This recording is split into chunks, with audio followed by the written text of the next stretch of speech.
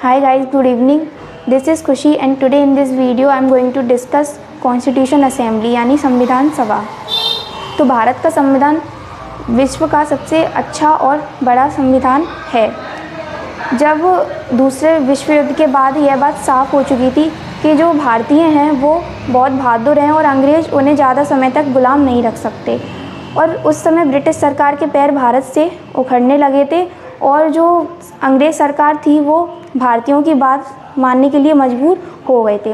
अंग्रेज़ों ने भारत से जाने से पहले एक मिशन बनाया जिसका नाम था कैबिनेट मिशन।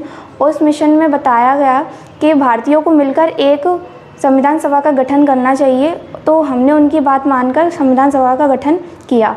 उस समय भारत की जनसंख्या लगभग 40 करोड़ के आसपास थी, जिसमें यह निर्धारित किया गया था कि 10 लाख लोगों पर एक सीट बनेगी, और उस समय लगभग 400 सीट थी, जिसमें सही आंकड़ा था 389।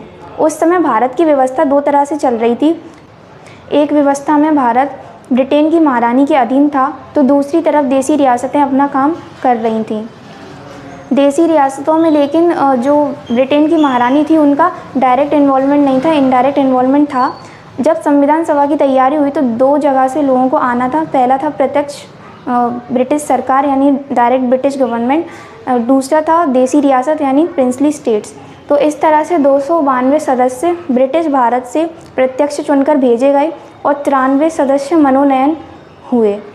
जिस तरह से आज 7 केंद्र शासित प्रदेश जो कि हाल ही में 9 हुए हैं, उस समय इनको चीफ कमिश्नरी क्षेत्र बोला करते थे, और जो कि 4 थे उस समय, जिसको हम शॉर्ट में ABCD कह सकते हैं। यानी कि A से अजमेर, B से बलूचिस्तान, C से कर्ग जो कि कर्नाटका में, और D से दिल्ली।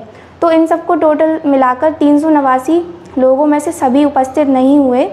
जब पहली बैठक हुई संविधान सभा की 9 दिसंबर 1946 को, तो उसमें केवल 207 लोग उपस्थित हुए, जिसमें कि 9 महिलाएं थीं, लेकिन टोटल 389 सदस्यों में से 15 महिलाएं थीं। अब एक इन्फॉर्मेशन शेयर करूंगी कि 2 तरह के लोगों ने संविधान सभा का बहिष्कार किया। पहले थे 73 मुस्लिम लीग के सदस्य और दूसरे थे देसी रियासतें। तो जो मुस्लिम लीग के सदस्य थे उनको ये लगता था कि जब हमारा फ्यूचर इंडिया के साथ है ही नहीं है, तो हम क्यों संविधान सभा का हिस्सा बने और उनका साथ दें। और जो देसी रियासत के लोग थे उनको ये लगता था कि हम स्वयं की राजगद्दी संभालें और राज करें, संविधान सभा का हिस्सा नहीं बने। फिर इस सभा में जो बिना चुनाव किए हुए एक सदस्य थे डॉक्टर सच्चिदानंद सिन्हा, जो कि उस बैठक में उपस्थित थे, और उनको कार्यवाह संविधान सभा का अध्यक्ष बनाया। फिर उसके बाद 11 दिसंबर 1946 को डॉक्टर राजेंद्र प्रसाद को संविधान सभा का स्थायी अध्यक्ष चुना गया। उसके बाद 13 दिसंबर 1946 को संविधान सभा ने एक उद्देश्य प्रस्ताव पेश किया, जो कि प्रस्तावना का आधार जो कि पंडित जवाहरलाल नेहरू के द्वारा किया गया। उसके बाद 22 जनवरी 1947 को प्रस्ताव पारित किया गया।